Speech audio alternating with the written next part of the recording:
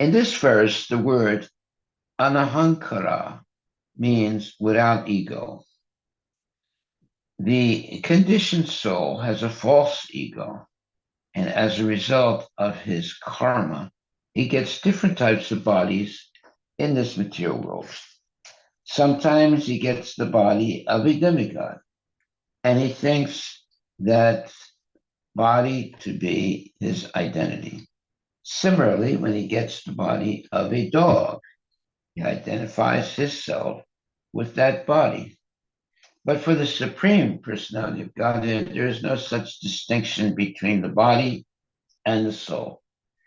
Bhagavad Gita therefore certifies that anyone who thinks of Krishna as an ordinary human being is without knowledge of his transcendental nature and is a great fool. The Lord says, Namam karmani limpanti.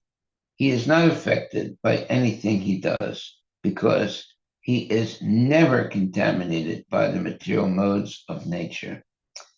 That we have a material body proves that we are infected by the three material modes of nature. The Lord says to Arjuna, you and I had many, many births previously, but I remember everything, whereas you do not. That is the difference between the living entity or the conditioned soul and the supreme soul.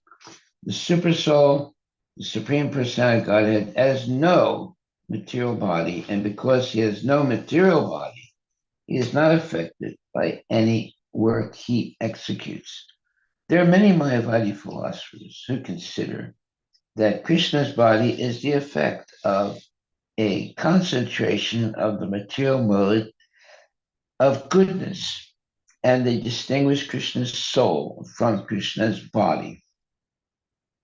The real situation, however, is that the body of the conditioned soul, even if he has a large accumulation of material goodness, is material, whereas Krishna's body is never material.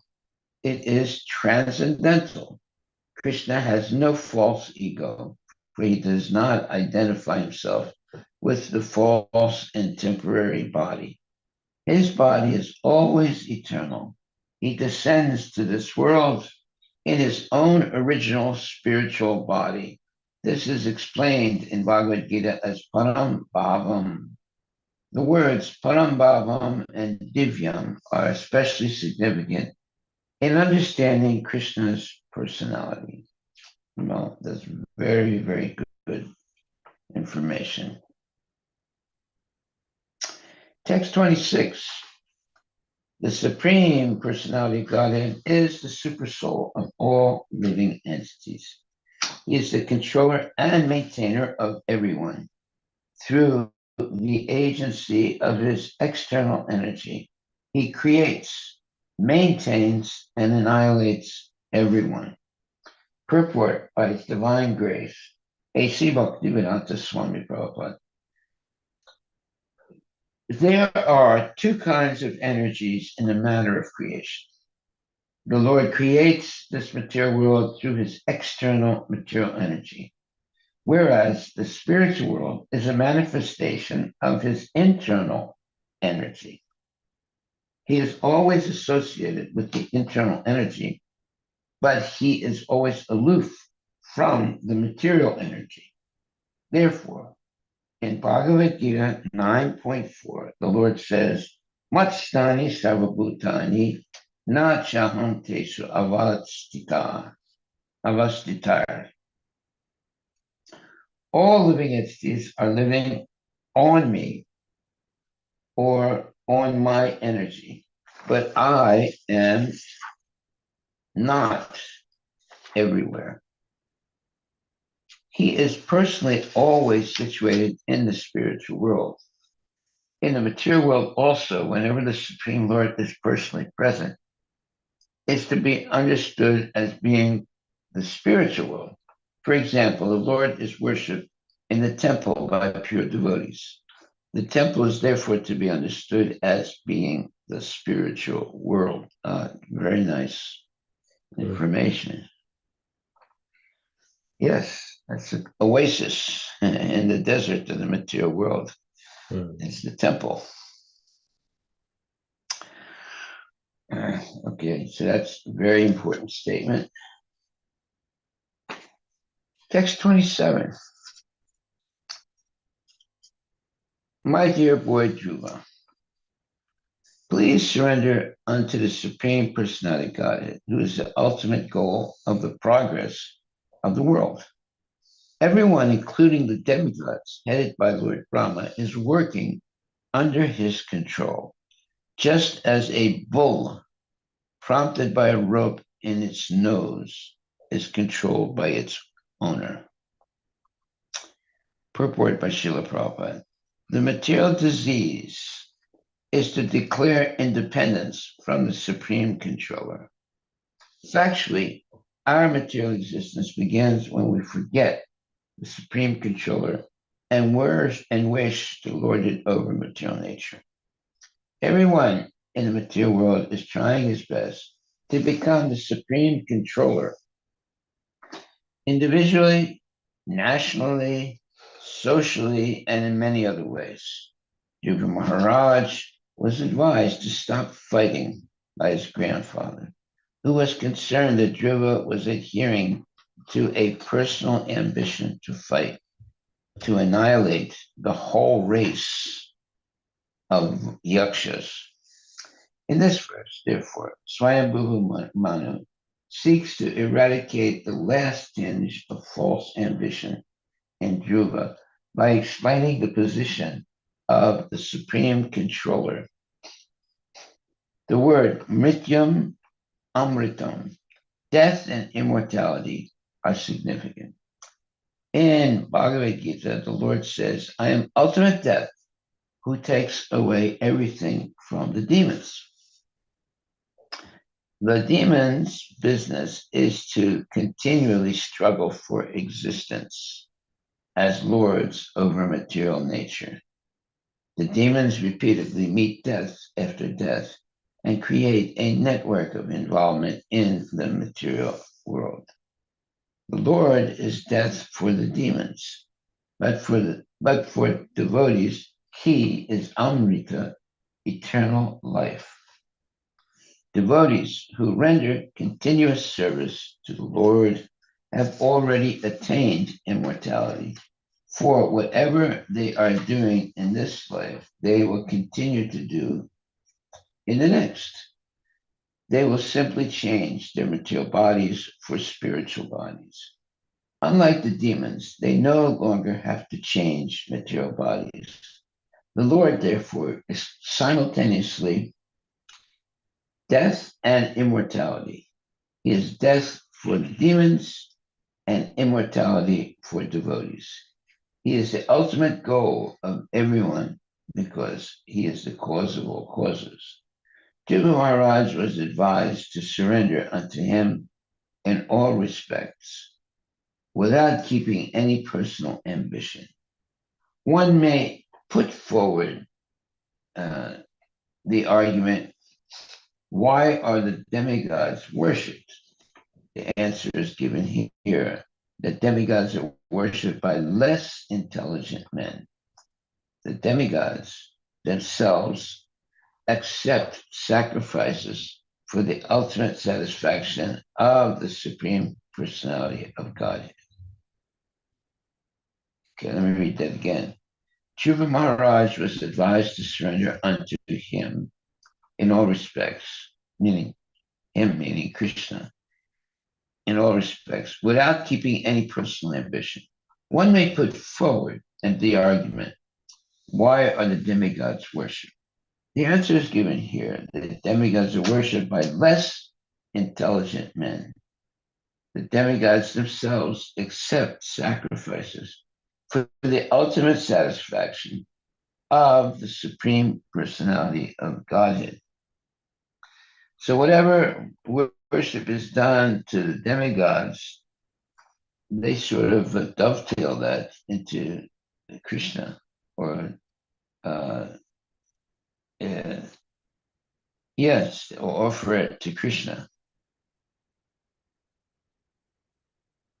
They know that Krishna is the Supreme Personality of Godhead. Okay, so anyway, text 28. My dear Dhruva, at the age of only 5 years, you were very grievously afflicted by the words of your mother's co-wife, and you have very boldly gave up, and you very boldly gave up the protection of your mother and went to the forest to engage in the yogic process for realization of the Supreme Personality Godhead. As a result of this, you have already achieved the topmost position in all the three worlds. Purport by His Divine Grace, A.C. Bhaktivedanta Swami Prabhupada. Well, if I'm not mistaken, Dhruva Maharaj's stepmother is the one that advised him to go and seek out Krishna.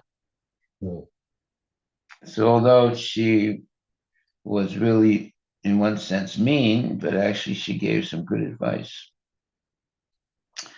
Purport by Srila Prabhupada. Manu was very proud that Dhruva Maharaj was one of the descendants in his family because at the age of only 5 years, Dhruva began meditating upon the Supreme Personality of Godhead.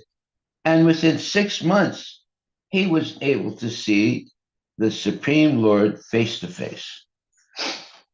Well, yeah, but don't forget that he engaged in very severe tapasya to be able to do that.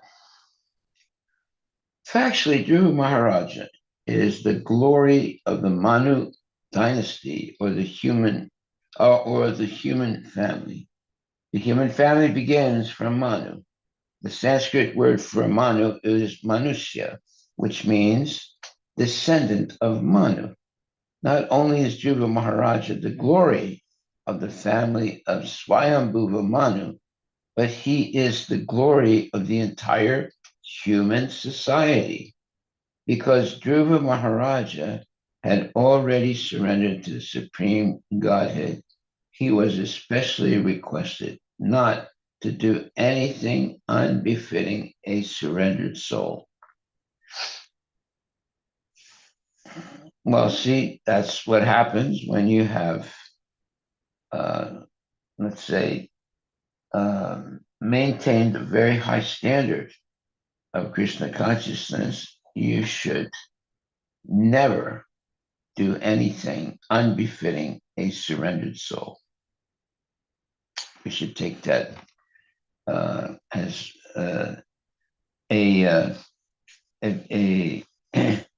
instruction for anyone who's been initiated and who's engaging in devotional service. He should never do anything unbefitting a surrendered soul. Text 29. My dear Dhruva, please, therefore, turn your attention to the Supreme Person, who is the infallible Brahman. Face the Supreme Personality of Godhead in your original position, and thus, by self-realization, you will find this material differentiation to be merely flickering. Yeah, we don't want Dhruva to get mixed up in trying to kill the yakshas. He's got a much higher purpose in life. Purport by Srila Prabhupada. The living entities have three kinds of vision, according to their positions in self-realization. According to the bodily concept of life, one sees differentiation in terms of varieties of bodies. The living entity actually passes through many varieties of material forms. But despite all such changes of body, he is eternal. When the living entities, therefore, are viewed in the bodily concept of life, one appears to be different from another. Lord Manu wanted to change the vision of Dhruva Maharaj who was looking upon the yakshas as different from him or as his enemies. Factually, no one is an enemy or a friend. Everyone is passing through different types of bodies under the law of karma. But as soon as one is situated in his spiritual identity, he does not see differentiation in terms of this law. In order, as stated, in other words, as stated in Bhagavad Gita 1854, Brahma Bhuta Prasanatma na Suchati na Kaksati Samaksarve Subhutesu Mad Bhaktim Labhate Param. And that's verse 1854, the Bhagavad Gita. A devotee who is already liberated does not see differentiation in terms of the outward body. He sees all living entities as spirit souls, eternal servants of the Lord. Dhruva Maharaj was advised by Lord Manu to see with that vision. He was specifically advised to do so because he was a great devotee and should not have looked upon other living entities with ordinary vision. Indirectly, Manu pointed out to Dhruva Maharaj that out of material affection, Dhruva thought of his brother as his kin and the yakshas as his enemies. Such observation of differentiation subsides as soon as one is situated in his original position as an eternal servant of the Lord. Well, see, that's actually the same thing that happens to devotees. Before they're a devotee, they see many differentiations of different types of people. But once you become a devotee, you begin to see that everyone is potentially the servant of Krishna. Some people know it, and some people are ignorant of it. But that does not eliminate them as potential devotees. Therefore, this verse is very important. Brahma Bhuta Prasanatma, na sochati na kakshati, samaksarve subhutesu, mad bhaktim labhate param. Bhagavad Gita 1854. So, Brahma Bhuta Prasanatma. A devotee is prasanatma, self-satisfied, without sochati and kankshati, lamenting and hankering. Samaksarve subhutesu is completely self-satisfied. Mad bhaktim labhate param, and he is completely meditating on Krishna. A devotee who is already liberated does not seek differentiation in terms of the outward body.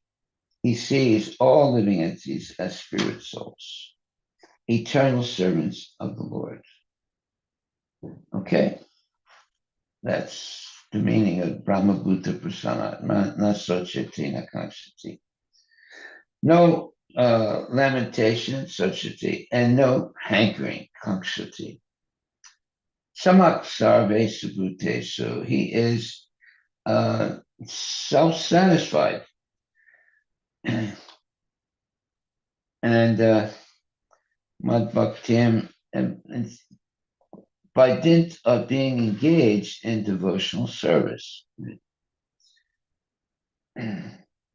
So, Dhruva Maharaj was advised by Lord Manu to see with that vision.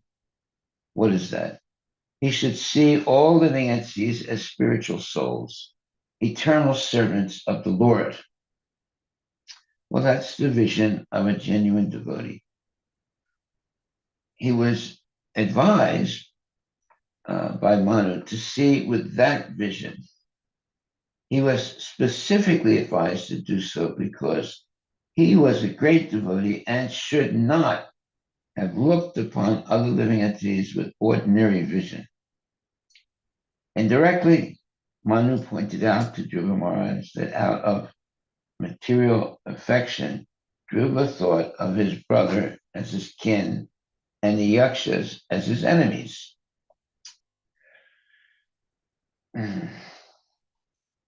Such observation of differentiation subsides, in other words, goes away as soon as one is situated in his original position as an eternal servant of the Lord. Very good. So Dhruva was still on his journey of purification. Mm.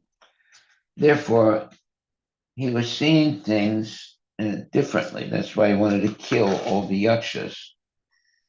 But then, by the mercy of his guru, he began to see things in a transcendental way. And basically, that's what it says. It says Brahma Bhuta Prasanatma. Naso Chatina Kansati Samak Sarvesha Bhute Sumad Bhaktin Labhate Param. When a person becomes liberated, he does not see differentiation in terms of the outward body. He sees all living entities as spirit souls, eternal servants of the Lord. There you are. So Dhruva Maharaj was advised by Lord Brahma to see with that vision, to see all living entities as spirit souls, eternal servants of the Lord. And, once you become a devotee, and especially after you're initiated, that's the way we should see. We should not see differentiation in terms of the outward body. Rather, one should see all living entities as spirit souls, eternal servants of the Lord. Now, materialists, they will see according to the outward body.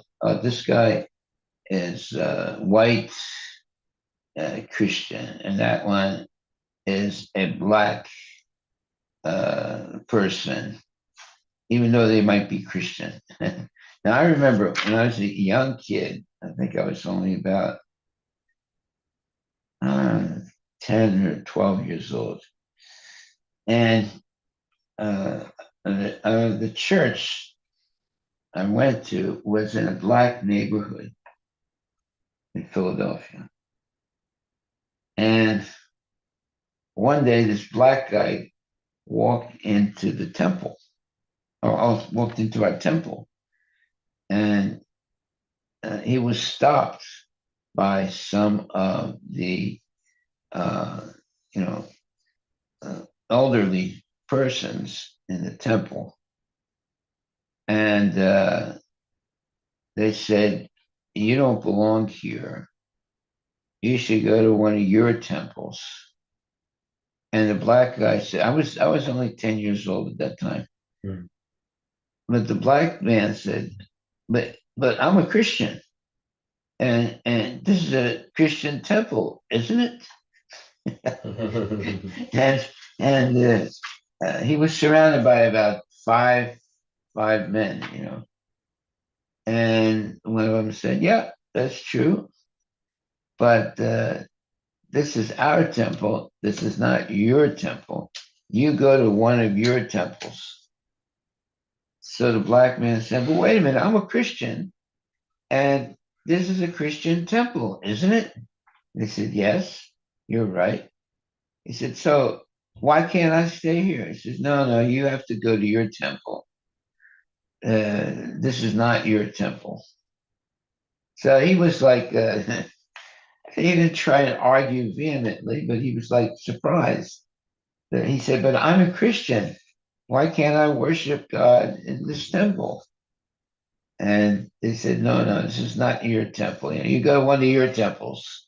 Meaning, you go to the temples where there's all black people. You're not allowed in this temple where there's all white people.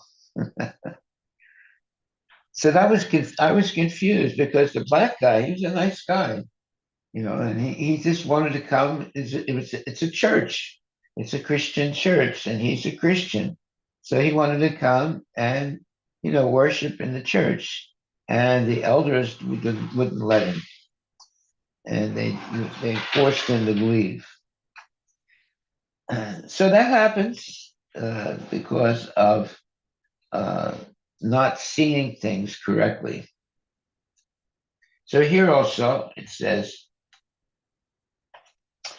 a devotee who is already liberated does not see differentiation in terms of the outward body. That's exactly what these Armenian men were seeing. They were seeing differentiation in terms of the outward body.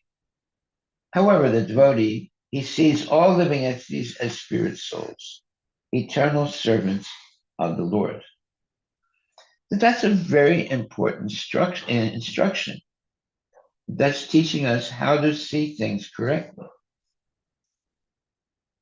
It doesn't matter what color a person is, black, white, yellow, whatever, green. Uh, if they're a human being, they are children of God, and they should be respected like that. Okay. And it says, Dhruva Maharaj was advised by Lord Manu to see with that vision. What is that vision? Not to see differentiation in terms of the outward body, but to see all living entities as spirit souls, eternal servants of the Lord. There it is. That's a very important instruction. And that's the meaning of this verse, Brahma Bhuta Prasanatma, Nasochati Nakamshati. And no more lamentation and no more hankering. One should be prasanatma, self-satisfied by spiritual enlightenment. And samak sarvesa buddhesa, to see everyone equally. Mad bhaktin labhate param. One who's actually a devotee, he has this superior vision. All right. That's why it says a devotee who is already liberated does not see differentiation in terms of the outward body. He sees all living entities as spirit souls, eternal servants of the Lord. Dhruva Maharaja was advised by Lord Manu to see with that vision. So you see, this problem has been going on since very ancient times and still today. Same problem is there. Some people think that, if you're a Christian, well, it's only for white Christians. And if someone's black, well, he can go to a black Christian church. Well, that type of differentiation is actually false. So nowadays, that differentiation is somewhat lessened. But previously, black people were not allowed in white Christians' temples. And nowadays, for the most part, they are allowed. They realized they were making a mistake. It was not Christian. Yeah.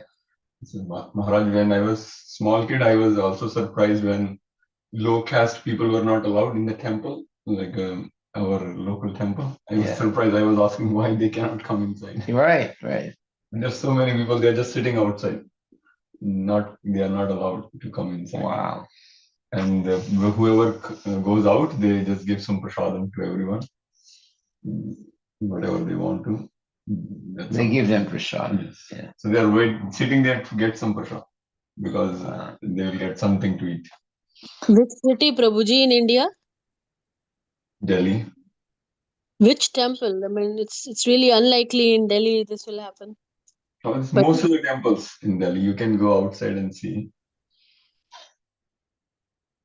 They don't like the lower class people in the temple. Right. But they gave him some prasadam outside the temple. Right. Okay. Well, that's something. Okay.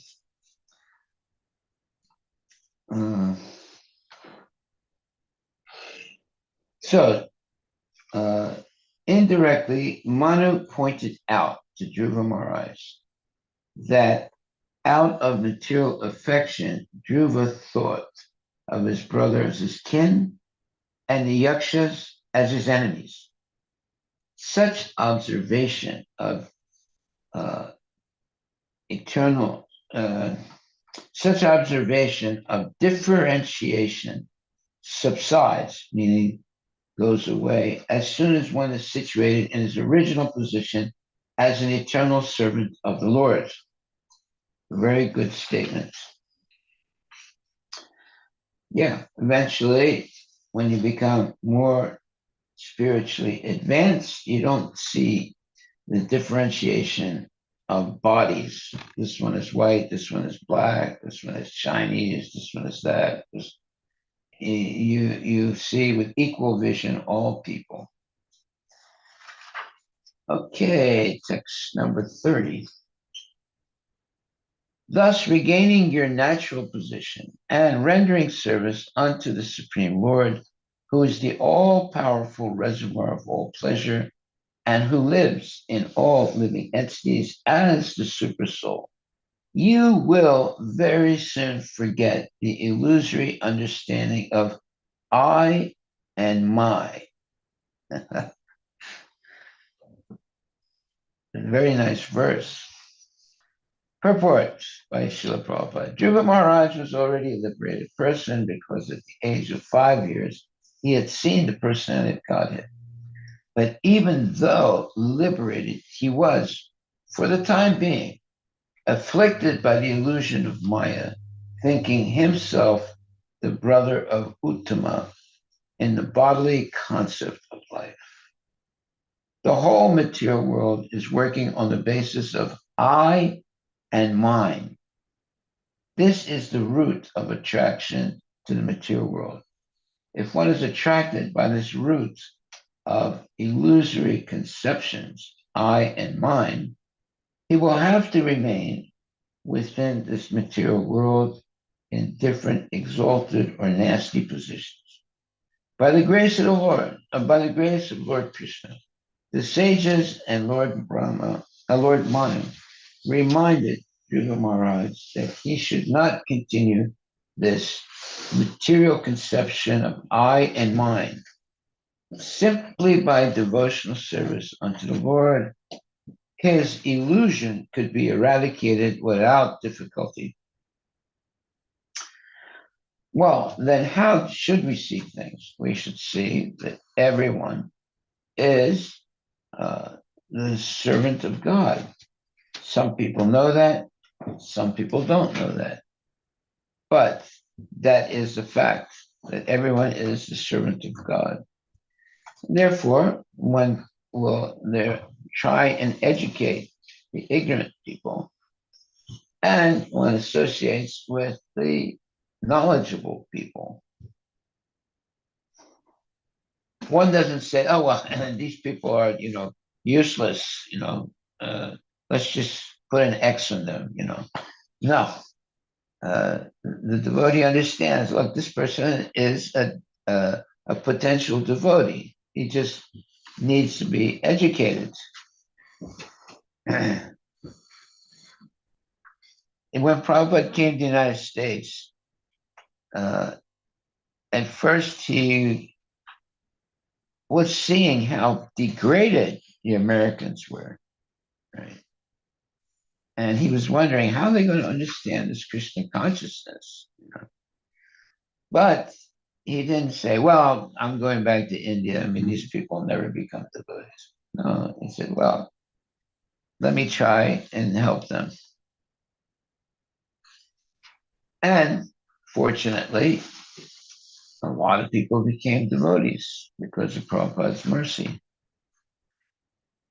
So this illusory understanding of I and my has to be given up.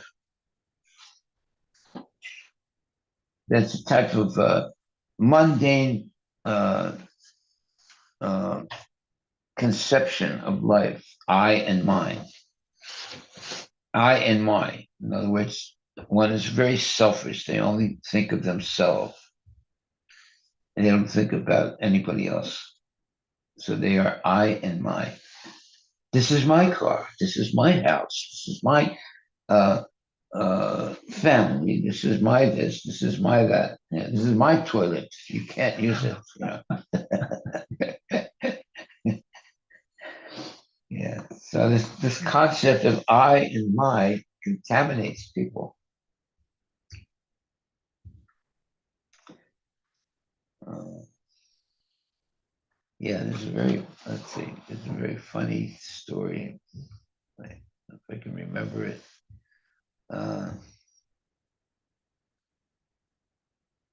I forget. I'll think about it. I'll come back. I'll talk about that tomorrow. Okay. So here it says, if one is attracted by this root of illusory conceptions, I and mine, he will have to remain within this material world in different exalted or nasty positions. By the grace of Lord Krishna, the sages, and Lord Manu reminded Dhruva Maharaj that he should not continue this material conception of I and mine. Simply by devotional service unto the Lord, his illusion could be eradicated without difficulty. Notice the word could be. That is, if there's a will, there's a way. But if there's no will, then there's not going to be any way. However, simply by devotional service unto the Lord, his illusion could be eradicated without difficulty. Okay. Text 31. Yeah. One question. So Maharaj, regarding this, Dhruv Maharaj was like he was a pure devotee, but still he got into the trap of I and mine. I and mine. Yeah. So like if we think about like a myself or like a neophyte level, it is like very, very difficult then to not to go into that trap. That's why we come to class. That's why we associate with devotees and hear classes. So we don't fall into that, let's say, cesspool of I and mine. Without the association of devotees, we'll be lost. And what the devotees do, they sit down together and they discuss and read Srimad Bhagavatam. That's what we're doing right now. And in Srimad Bhagavatam, today, we are reading about the way Dhruva Maharaj forgot the illusory understanding of I and my. And how is that? He assumed his natural position of rendering service unto the Supreme Lord. And also, the devotee, when becomes purified, he sees that all living entities are parts and parcels of Krishna. So we're all related. It's not that, well, I got my father and mother, and you got another father and mother. No, we all come from Krishna. And That's the truth. That's the way we should see things. It's not that, oh, this man has a different color, so he's not part of our group. No, we all come originally from Krishna. So we're in the Achyuta Gotra. But without that instruction, we imagine all kinds of false ideas, right? But when we understand that we're all part of this and parcel of the Supreme Personality Godhead, then we see the similarities. But when we're in ignorance, we only see the differences. We don't see the similarities. And however, here it says, and who lives in all living entities as a super soul. In other words, it says, thus regaining your natural position and rendering service unto the Supreme Lord, who is the all-powerful reservoir of all pleasure and who lives in all living entities as the super soul. You will very soon forget the illusory understanding of I and my. Yeah. So when we become enlightened with spiritual knowledge, we can lose the illusory understanding of I and my. We no longer think in terms of I and my. We understand that everything belongs to Krishna. Therefore, everything should be used in Krishna's service. Nothing belongs to me, but everything belongs to Krishna. But most people don't believe that. They're under the illusory understanding of I and my. This is my house. This is my car. This is my company. This is my my this and my that. Right? And I did this, and I did that, and I did this, and I did that. So this I and my is very powerful. Just like a politician says, if you vote for me, I will make sure that you will have this, and I will make sure that you have that. And I.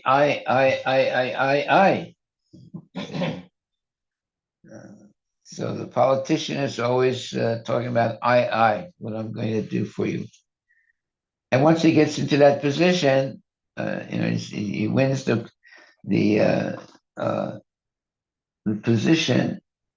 And then he forgets all the I's, everything he said he was going to do, and he just thinks about I and my. Okay. So the takeaway here is Lord Manu reminded Dhruva Maharaj that he should not continue this material conception of I and mine.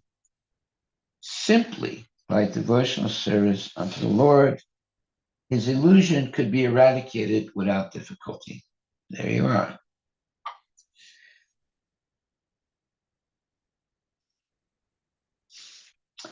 Text number 31. My dear King, just consider what I have said to you, which will act as medicinal treatment upon disease. Now, what's the disease? It's to think of in terms of I and mine. Actually, everything belongs to Krishna. And therefore, everything should be used in Krishna's service. But if one has the material conception of I and mine, then they will not be able to engage everything in Krishna's service. And that's considered as a disease. That's why it says here, my dear King, just consider what I have said to you, which will act as medicinal treatment upon disease.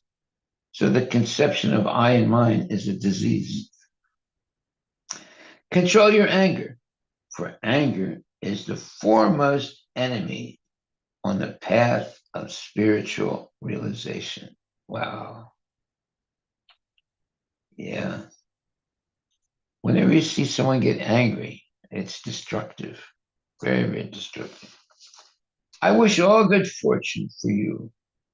Oh, well, that's the culture of a good devotee. He wants good fortune for you, for everyone. Please follow my instructions. Okay. Purport by Srila Prabhupada. Jiva Maharaj was a liberated soul. And actually, he was not angry with anyone, but because he was the ruler, it was his duty to become angry for some time in order to keep law and order in the state. His brother Uttama was without fault, yet he was killed by one of the yakshas. It was the duty of Dhruva Maharaj to kill the offender, life for life, because Dhruva was the king. When the challenge came, Dhruva Maharaj fought vehemently and punished the yakshas sufficiently. But anger is such that if one increases it, it increases unlimitedly. In order that Dhruva Maharaj's kingly anger not exceed the limit, Manu was kind enough to check his grandson. In other words, stop his grandson from excessive anger and killing yakshas. Dhruva Maharaj could understand the purpose of his grandfather, and he immediately stopped the fighting. The words Shrutena Bhuyasa, by constantly hearing, are very important in this verse. By constantly hearing about devotional service, one can check the force of anger, which is detrimental to the process of devotional service. Srila Parikshit Maharaj said that the constant hearing of the pastimes of the Lord is the panacea. That means the healing medicine for all diseases, is the panacea for all material diseases. Everyone, therefore, should hear about the Supreme Personality of Godhead constantly. Well, that's what we're doing every day. By hearing, one can always remain in equilibrium, that is balanced, very balanced, right? And thus his progress in spiritual life will not be hampered. Dhruva Maharaj's becoming angry with the miscreants was quite appropriate. There is a short story in this connection about a snake who became a devotee upon instruction by Narada, who instructed him, the snake, not to bite anyone, since ordinarily a snake's business is to fatally bite other living entities. As a devotee, in other words, Narada Muni made the snake a devotee, he was forbidden to do so. However, Narada Muni told him, okay, you don't bite anybody anymore, but you can make a big hiss and, scare them if you want, but don't bite. So he says, unfortunately, people took advantage of this nonviolence on the part of the snake, especially the children, who began to throw stones at him. He did not bite anyone, however, because it was the instruction of the spiritual master. After a while, when the snake met his spiritual master, Narada, he complained, I have given up the bad habit of biting innocent living entities, but they are mistreating me by throwing stones at me. Upon hearing this, Narada Muni instructed him, don't bite. But do not forget to expand your hood as if you were going to bite. Then they will go away. Similarly, a devotee is always nonviolent. He is qualified with all good characteristics. But in the common world, when there is mischief made by others, he should not forget to become angry, at least for the time being, in order to drive away the miscreants. Wow, that is interesting. Why? Because there are examples of devotees who never became angry and who were abused by the low class people. But here it's saying that in the common world, when there is mischief made by others, the devotee should not forget to become angry, at least for the time being, in order to drive away the miscreants. Okay, so we have the right to be, as devotees, to get angry, but just for the time being, in order to drive away the miscreants. Maharaj, you also say show the stick, don't beat. Yes. Yeah, exactly. Well, there's a statement: spare the rod, and spoil the child. Yeah. But that was a philosophy that was followed in the 1950s. And in the 1960s, all the kids became hippies. And they realized, wait a minute, we made a mistake. They gave a let's say fair, do whatever you want, and the kids grew up to become hippies. So they realized they made a mistake. So yeah, there has to be some kind of middle road here where there has to be some punishment for bad behavior. You can't keep saying, well, that's okay. You broke the very expensive vase. Here's another vase. You can break that one too. No, you don't want to be like that. That's why it says here, similarly, nonviolent. He is qualified with all good characteristics. But in the common world, when there is mischief made by others, he should not forget to become angry, at least for the time being, in order to drive away the miscreants. Yeah. Okay. The word forget is very interesting. I think he should not forget to become angry.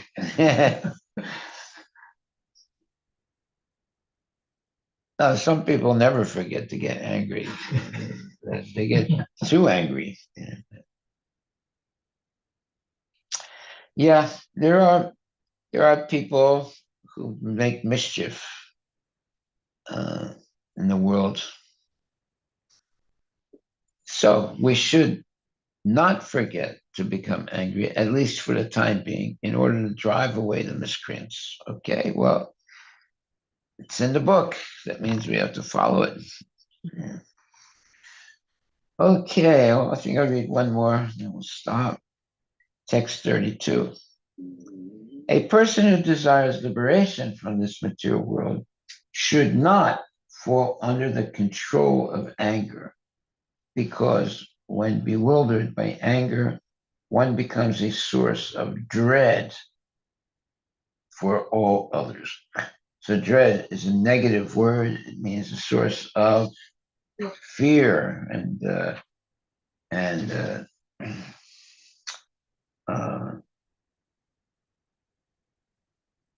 Anxiety. dread means, it's basically fear.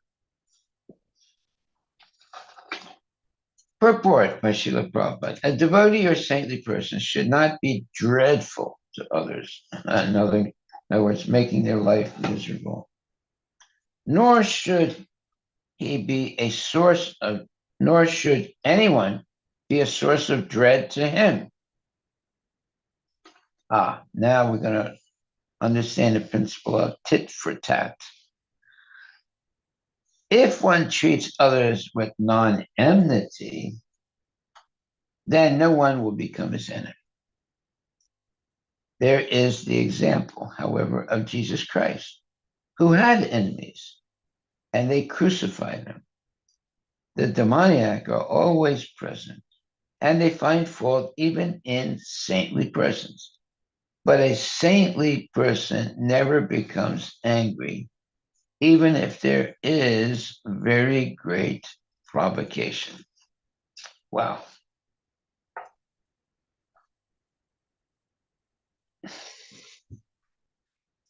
Yeah, so Jesus Christ was crucified. For what? What did he do wrong? He was just preaching. But, one thing that he did that really got the people angry was the people would have, they were selling animals to be slaughtered in the temples. And it was like a business. So when Jesus saw this, he stopped it. He tried to stop it physically by, breaking the tables and throwing the money away, things like that, to stop that type of behavior in the temple. So, and that didn't make a lot of friends. So when he did that, not so far off after that, he was crucified because he disrupted the mundane people who were doing business in the temple. Right? So those mundane people became angry, and eventually Jesus was crucified. So here it says, so there's a snake that's instructed by Narada Muni not to bite. And eventually the kids in the neighborhood, they could see that the snake was not, biting anymore. So they started throwing stones and beating up the snake. So then when the snake goes and talks to Narada Muni, he said, look, you instructed me not to bite. And but now I'm being, all these kids are throwing stones at me and hurting me. He said, what should I do? So upon hearing this, Narada Muni instructed him, said, don't bite, but do not forget to expand your hood as if you were going to bite. But then they will go away. Similarly, a devotee is always non-violent. He's qualified with all good characteristics. But in the common world, when there's mischief made by others, he should not forget to become angry, at least for the time being, in order to drive away the miscreants. Okay. So, yes. Maharaj, on the similar note, on the doing the business. What's that? You had mentioned about the Jesus, like Jesus had removed that business money thing from temple. On similar note, in one of the letter Prabhupada has mentioned, the temple means people should come. People should learn the science of God, not that to make a business of temple. Yes. temple means spiritual education shelter. Yes. People should come and learn what is spiritual life, Yeah. what is God, what is my relationship with God. Yes. That's one part of the some letter. Yeah. I remember when I was a kid, every time there was Easter, there would be, there was our temple at that time had 2 floors. So the upstairs floor was the temple room, and the downstairs floor was all the, it was like the prasadam room, and things like that. But during the spiritual, instruction time, there were some people upstairs, but there were a lot of people downstairs talking and then on Easter, whenever there was Easter, there would be a lot of people downstairs, and they would be have this what you call this competition. There'd be an Easter egg. Egg hunt. Yeah, no, there wasn't a hunt. There were Easter eggs, right? There were eggs, right? And then they would see who could break the egg, right? So one person has an egg, another person has an egg, and then one person taps the other guy's egg, and if it doesn't break, then but his egg breaks, then he wins. He loses, right? So yeah, during that time, that Easter time, most of the people were downstairs, breaking eggs with each other, to see whose egg would not break. I remember, all the kids would be downstairs, and there wouldn't be so many people upstairs, during the spiritual time.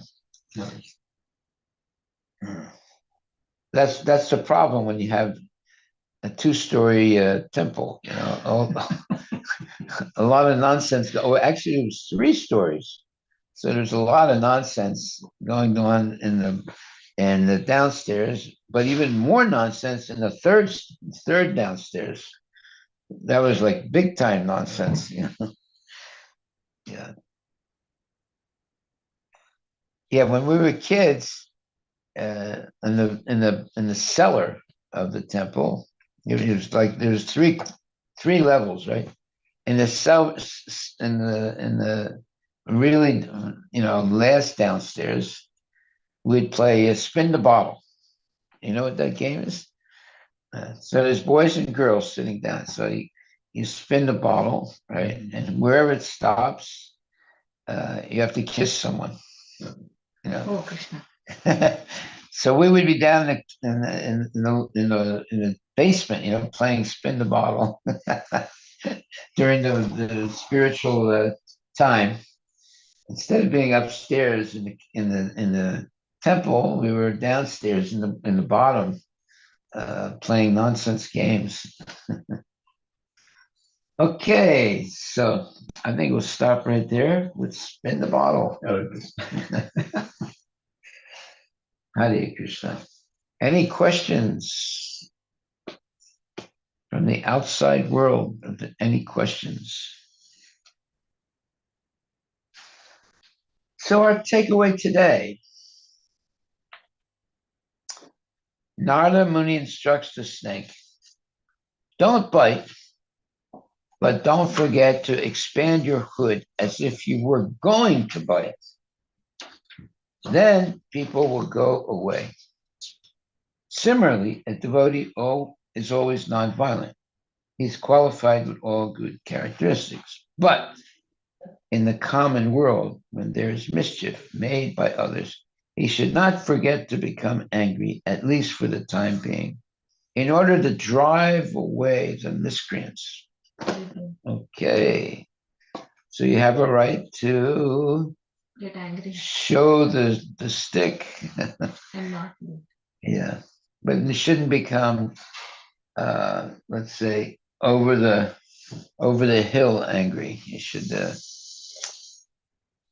By the way, whenever you scare someone, that's actually sinful.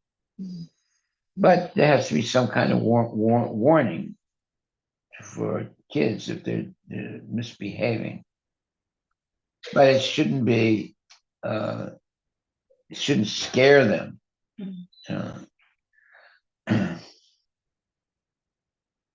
So it says our takeaway. After a while, when the snake met his spiritual master Narada, he complained, I have given up the bad habit of biting innocent living entities, but they are mistreating me by throwing stones at me. Upon hearing this, Narada Muni instructed him, don't bite, but do not forget to expand your hood as if you were going to bite. Then they will go away. Similarly, a devotee is always nonviolent. He is qualified with all good characteristics. But in the common world, when there is mischief made by others, he should not forget to become angry, at least for the time being, in order to drive away the miscreants. Well, there it is. Haribol. All glories to Srila Prabhupada Ki Jai.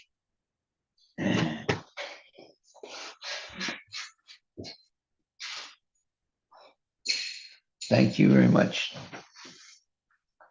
Chant Hare Krishna and be happy. Hare Krishna, Krishna Krishna, Hare Hare. Hare Rama, Rama Rama, Hare Hare. Jai. Okay.